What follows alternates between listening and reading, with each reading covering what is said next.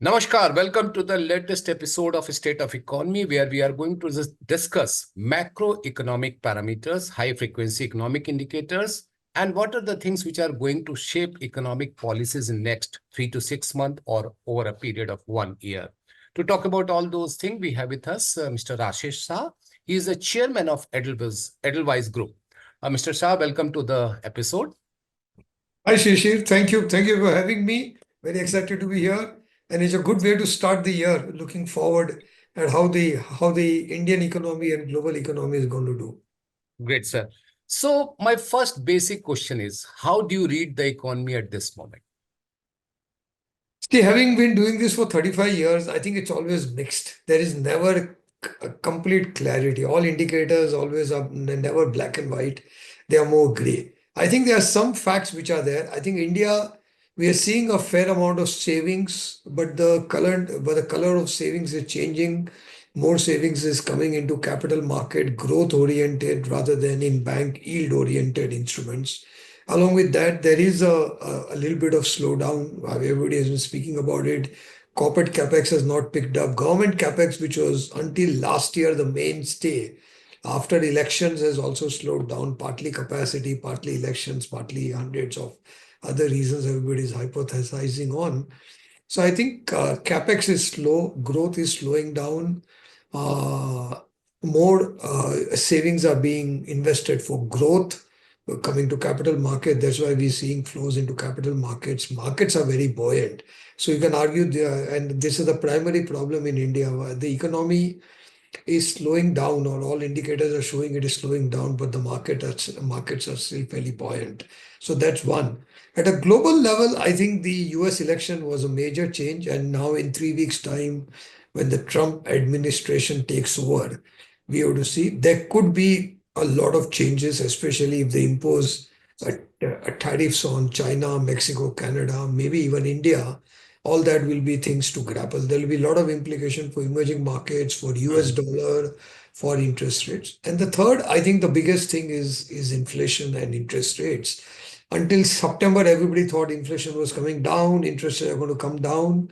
And post October, the feeling is that inflation is getting sticky. And with the new administration in USA, maybe the long-term inflation may not come down. And that is why we're seeing rates go up and there is a risk off in the US dollar. So these are three major areas that we need to look at: Indian economy, the US actions of the new administration, and the US dollar and long-term interest rates.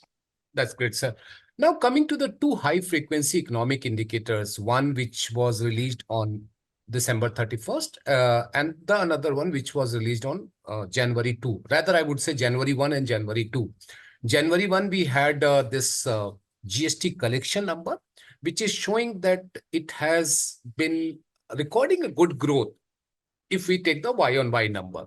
But if we take the MOM number, it is the 3 month low in the month of December. And the second thing is that the PMI manufacturing, which was released on 2nd January, and that is 12 months low. How do you read these two numbers, especially considering in mind the consumption factor in, in the So, overall scenario? so I think for GST, I would look at YOY more because there is a seasonality involved. And I know, post the Diwali and all, consumption does slow down. December is usually not a great time where people buy cars and all that. Usually Q4 there's a lot of action that happens. I mean, if you ask anybody, there's a lot of sales pickup in Q4. So December is usually slow. So if say a 3 month slowdown in December as compared to the previous 2 months, I would not read too much into that. I would look at December on December. I think the GST collections are averaging about 8%, 8 or 9% growth rate, which should be higher. It should be growing at about 10 to 11 because there should be the nominal GDP. And they've also been increasing rates a little bit here and there, as we have seen in the social media and all. So as a result of that, any GST YOY growth below 10% would indicate investment consumption slowdown or economic slowdown. So I agree with that. Same thing on PMI. As we all know, capex is not picking up as fast as we want, partly because there's a lot of brownfield investments happening. Partly, even today, project finance is not easily available.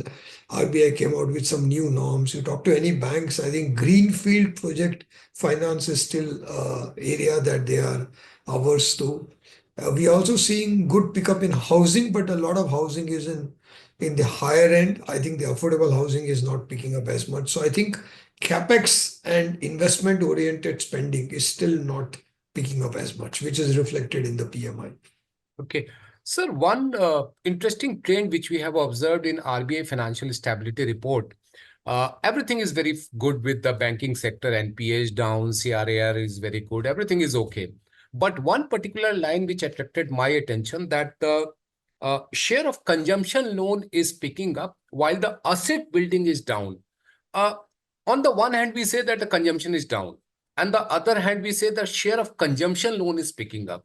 How do you read these trends? So I think whatever consumption is happening, especially people are still buying phones and stuff like that, a lot of that is now being financed with borrowing. Or maybe 5 years ago that was not available. Also, banks were doing a lot more capital expenditure funding and all that. I think now with more, GST data or other, UPI and Aadhaar and everything available, there is a lot more comfort to give consumption loans. So consumption loans are picking up. The younger generation is also more comfortable borrowing money, even for consumption, for holidays and for buying iPhones and all that. So all that is going on. I think it has the other reason banks prefer consumption loan is they are usually shorter duration. Mhm. Usually they are, between a year to 18 months or 2 years. So there is a much faster payback and hence the risk comes down as compared to a project loan. If you give a project loan for a steel plant or a cement plant, it will take 3 to 5 years before you know whether the risk is working out or not. Banks are risk averse, and that is why you are seeing NPAs are low, parameters are very good. And what has happened? Partly, not the only reason, partly one of the reasons the capex has slowed down is because banks have also become risk averse for project loans, for greenfield projects, especially after the last 8, 10 years of NPA crisis that we saw. There is a little bit of risk aversion on that also. So consumption loans are picking up. RBI is worried about that because ultimately you don't want too much consumption loan. And that is now starting to get to a place where household EMIs and all are also coming under a little bit of stress. So I think what will actually help India is a huge pickup in investment activity. And we have to do everything we can do. Government has to do everything that they can do to help get the investment pickup started. And sir, one more thing I would like to add here, since many of the consumption loan are unsecured loans, so that is another problem for the banking sector overall, sir. Yeah, but as I said, the interest rates are higher Mhm. and the tenure is fairly short. Usually these are, 8 EMIs or 12 EMIs or 15 EMI kind of payment. So the turnaround is fairly fast.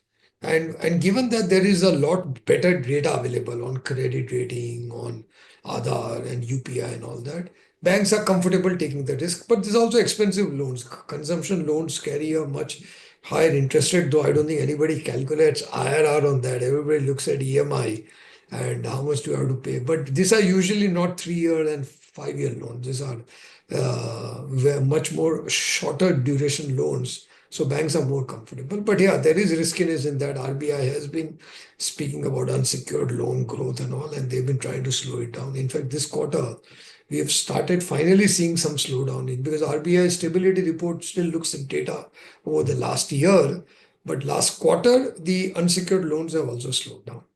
Okay. Sir, this month we are going to have one big event, which is the Trump taking over the presidency in US. And at the end of the month or the beginning of next month, we'll have the new budget for the fiscal year 25-26. And these two are going to shape the economic policy for next 1 year, next 2 year. One big issue, one big discussion point is that whether Trump is going to raise a tariff or not, and whether this tariff raise will only be for the China or it will also include India also. Considering two situations, sir, when there is just a tariff hike only for China and not for India, how do you see the scene? And when the tariff is hiked for both for China as well as for India, how do you situation that also? So actually, if you saw, and you are correct, I think we have two important events. One is the Trump administration taking over, and the other is the budget in India. I think the budget in India doesn't have as much uncertainty. We know there'll be some changes in tax rates, some other, because now with GST out of that, it's only the income tax rates and all of that will change. So I don't think there is too much uncertainty around the budget per se. I think the Trump administration imposing tariffs on China or only China or China plus other emerging countries is a key thing to watch. I think the aftermath on both will be fairly similar because if you saw what happened last time in 2018 when he imposed 25% tariff on China, the Chinese currency devalued. In fact, economics say that the Chinese currency will devalue to the amount to offset the impact of tariffs. That is what happened in 2008. That time they had imposed 25% tariff. Right now he is threatening almost around 60% Mm, tariff. So at the 60% tariff, the Chinese currency will have to devalue between 20 to 25%, which is a big mm, devaluation. mm, That will happen if they want to maintain the competitiveness and the price, the end consumer price remaining the same in US dollars. I think if the Chinese currency falls, there is pressure on all emerging markets to fall currency. So whether they impose tariffs on India or not, Indian currency will also have to maintain competitiveness vis-a-vis China. In fact, which is what has happened in the last few months. If mm, you have seen, because of RBI intervention, the rupee has fallen the least amongst all the other emerging market currencies. Every currency has fallen because US dollar has become stronger, mm. but India has fallen the least. So the REER, as we call it, the economists call it the rupee equivalent rate, which is not just against the US dollar, but our rupee value against all the currency, the basket of That currencies. basket of currencies, whether yen, pound, and all those things. Yeah. So in that, actually, the rupee has become stronger in the last few months, Yes, sir. which hurts your export competitiveness, of course, because of that, and that's why we're seeing a slowdown in exports. So there are no easy answers. I think imposition of tariff on China will lead to a lot of pressure on Chinese currency, which will lead to pressure on emerging market currency, including Indian currency. And that is a volatility which world is getting prepared for. That's why a lot of FIs are taking money off the table. A lot of hedge funds are in the risk off mode. And we saw that post October, right? Because until September, the fact that Trump will come was not as certain. But I think somewhere in early October, markets and all the election polls and all started showing that Trump has a high probability of getting elected. And if you see from 1st of October, the US 10-year rate has started going up, emerging market currencies have started falling, hedge funds have been taking money off the table, there is a risk of environment in the world. All that has happened, that is all to prepare for what happens on Jan 20th in the next 3 weeks. Okay. Sir, now you said that there is no uncertainty about the budget. That's very clear. You know that what are the basic idea about the budget is there, but still there is something which is always unexpected. If we talk about the budget we have seen during last 8 to 10 years, there are something. Now this year, if from a stock market point of view, since you belong to that market, so what would be one uncertainty which you would not like to have in the budget, and one thing which you think that the budget is certainly going to do that? I think I mean I actually have no idea what the budget is certainly going to do. As I said, there is no uncertainty means there is no real big uncertainty. Yeah, Nothing yeah, that. very dramatic will happen. While as compared to what will happen if US imposes tariffs on China, that's Mhm. a big dramatic move. It's unprecedented. Whatever happens in the Indian budget won't be unprecedented. We have seen that. We have seen change in taxes, capital gains, buyback, dividend, all of that. I think we need much better capital allocation. And I think once and for all saying that a dividend and buyback will be taxed at the same rate as a long-term capital gain, which 12.5 would be ideal. I think whether it's dividend, buyback, or long-term capital gains, they should all be taxed at the same rate. And for once and for all, the government should come out and say we will tax this everything at 12.5. That is then companies become smarter at capital allocation. Do I want to give dividend? Do I want to do buyback? Do I want to, you know, invest for growth, which will result in capital gains for the investors and shareholders? It should become indifferent whether if I'm going from Churchgate to Andheri, it should be indifferent whether I go by Eastern Express Highway, Western Express Highway. Idea should be to get there as efficiently as possible. And I think that is what I would want to see, but obviously government will have its own pressures and all. And I think already government gets money from STT, from stock market, capital gain, short term, long term, dividend. Idea is now not to see this as a cash cow, because I think we want more investments. I think that is where, see, ultimately, where is the problem in India? If you want growth, you want risk capital. And where does the risk capital come from? It comes from the capital markets, whether it's in private equity, venture capital, IPOs, stock market, all of that. The banking industry should not be providing risk capital. When they tried to provide in the last 10, 15 years, we have had periodic episodes of high NPAs and crisis in the banking sector. The banking sector should provide the low risk capital. The capital market should provide the high risk capital. And that is why, because everything needs a combination of high risk and low risk capital that is available. And we don't want the banks to provide high risk capital to the economy as a whole. So the capital market will have to provide that. So we should encourage that and we should strengthen that. Okay. You talked about the banking thing, and since my last question is also about the banking thing, I mean, more specifically about the interest rate, because one more event, which is immediately after budget, is the monetary policy review. The new governor will chair the first meeting of MPC, and the expectation is very high that the interest rate may be lowered this time. What's your take on that, especially keeping in mind inflation rate in the current situation?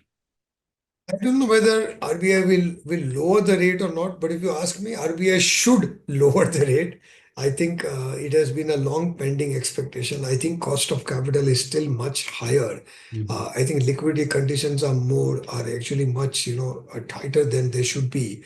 We need a little bit of animal spirits. I think if there is one word or one phrase for 2025, I would ask is, let's unleash the animal spirits in India. If it means, getting more risk capital via capital markets to be available, going for growth. If the government, if the Indian budget, the finance minister stands up and said, I am going for growth. I don't want 10% nominal GDP growth. We want 12 to 13% nominal GDP. 7 to 8% real growth, a 4% inflation, 8 plus 4, we get to 12. India has always done between 11 to 13% nominal GDP growth. Now we are going down to 10%. So I think we need to now unequivocally say that let's go for growth, and both the monetary policy and the fiscal policy. So RBI should say we are now putting growth imperatives ahead of just controlling inflation. There is always a balance, and you don't want to go too high on the inflation side and take a lot of risk. But I think at this point, given growth is slowing down, given that inflation is reasonably under control, has been there, we can afford to take some risk. Everything comes with risk. I mean, we all who grow up in the capital markets understand that there is no free lunch. You have to take risks. You have to take calculated risks. So idea is the government should take risk to go for growth.